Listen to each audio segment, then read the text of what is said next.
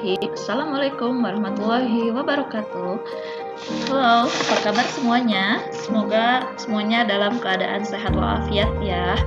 Ketemu lagi kita di dalam pelajaran geografi kelas 11. Oke, mudah-mudahan masih pada semangat buat belajar ya. Jadi hari ini Ibu akan menjelaskan tentang penanggulangan bencana. Oke, jadi materinya masih lanjut dari materi minggu kemarin. Nah, Ibu langsung aja ya mau menjelaskan materinya. Silahkan simak dengan baik. Mudah-mudahan dapat dipahami. Oke. Nah, ini kita akan bahas tentang siklus penanggulangan bencana. Pertama, kita harus tahu dulu apa sih pengertian dari penyelenggaraan penanggulangan bencana.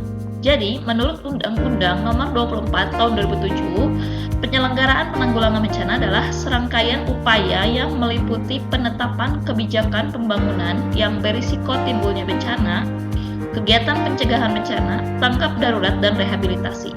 Jadi, penanggulangan bencana ini ialah apa sih yang harus kita lakukan ketika sebuah atau suatu wilayah terdapat resiko terjadinya bencana.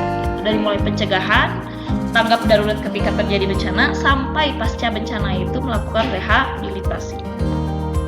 Nah, apa aja sih tahapan penyelenggaraan penanggulangan bencana? Pertama, ada prabencana, meliputi ada situasi tidak terjadi bencana, maka pada saat tidak terjadi bencana, maka lakukanlah penyusunan disaster management plan atau perencanaan manajemen bencana.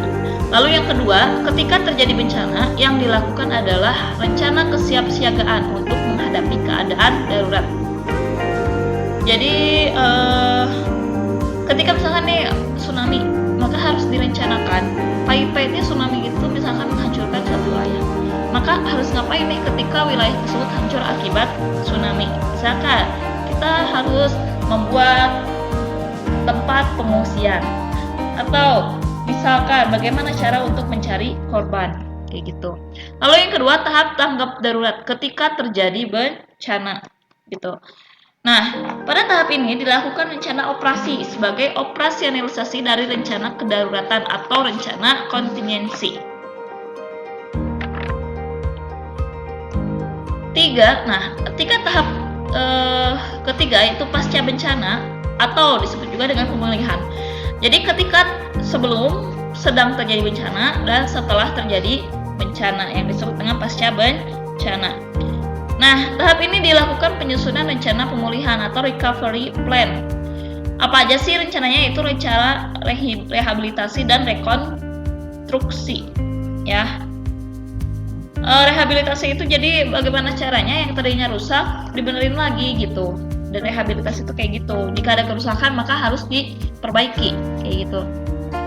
Nah, bagaimana sih kesimpulannya? Nah, seperti ini skemanya. Ini pencegahan dan mitigasi, rencana mitigasi. Ini kesiapsiagaan, tanggap darurat, dan pemulihan kayak gitu ya. Jadi pra, sedang terjadi bencana, lalu pasca bencana. Nah, ini skema rencana penanggulangan bencana. Pertama, pengenalan dan pengkajian bahaya.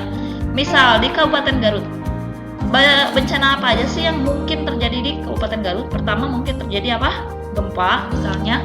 Terjadi gunung meletus, bisa nggak? Bisa aja terjadi gunung meletus. Atau mungkin terjadi banjir bandang kayak kemarin. Ya, hujan terus-menerus, terjadilah banjir. Kayak gitu. Nah, dikaji bagaimana sih bahayanya gitu terhadap masyarakat yang ada di Garut. Lalu selanjutnya pengenalan kerentanan ialah atau namanya vulnerability, merupakan keadaan atau sifat perilaku manusia yang menyebabkan ketidakmampuan menghadapi bahaya atau ancaman. Cek masyarakat kita tahu nggak kalau misalnya gunung meletus harus ngapain kayak gitu. Kalau misalnya tsunami harus ngapain, kalau gempa harus ngapain gitu. Nah itu, semakin masyarakat tidak tahu maka masyarakat tersebut rentan terkena bencana atau terkena dampak gitu. Lalu ketiga, analisis kemungkinan dampak bencana. Ini dihitung dari tingkat besaran resiko yang dihadapi. Ini hubungannya adalah antara ancaman, kerentanan, dan kemampuan masyarakat dalam menghadapi bencana. Lalu pilihan tindakan penanggulangan bencana. Nah, pilihan tersebut ada mitigasi, lalu kesiapsiagaan, tanggap darurat, dan tahap pemulihan. Gitu. Nah, tadi kan kita bahas ya ada rehabilitas dan rekonstruksi. Rehabilitasi itu perbaikan semua aspek pelayanan publik gitu. Nah, kalau rekonstruksi pembangunan kembali semua prasarana dan sarana gitu. Sehingga masyarakat bisa bangkit kembali. Lalu selanjutnya mekanisme penanggulangan bencana, dampak bencana itu ada tahap pra-bencana, tahap tanggap darurat, dan pasca bencana. Dan terakhir alokasi tugas dan peran instansi. Penanggulangan bencana bertujuan untuk memberikan perlindungan kepada masyarakat. Ini jelas menjelaskan peraturan perundang-undangan bahwa untuk menghadapi bencana itu sudah diatur dalam undang-undang. Lalu ketiga, menjamin keterselenggaranya penanggulangan bencana secara terencana, terpadu, terkoordinasi, dan menyeluruh, menghargai budaya lokal, membangun partisipasi dan kemitraan publik serta swasta. 6. Mendorong semangat gotong royong, kesetiakawanan. 7. Kedermawanan. 8. Menciptakan perdamaian dalam kehidupan masyarakat dan berbangsa dan bernegara. Lalu lembaga apa saja sih yang berperan dalam penanggulangan bencana? Pertama, ada pemerintah pusat, jelas ini dipimpin langsung oleh presiden. Pemerintah daerah bisa dipimpin oleh bupati atau gubernur. BNPB, Badan Nasional Penanggulangan Bencana. BPBD, Badan Penanggulangan Bencana Daerah Nasional, yang berarti seluruh Indonesia. BPBD ini biasanya ada di tingkat kabupaten. Lalu lembaga usaha, dan terakhir lembaga internasional kayak apa ya? Ada di PBB seperti itu. Ya. Nah, sudah selesai. Terima kasih atas perhatiannya.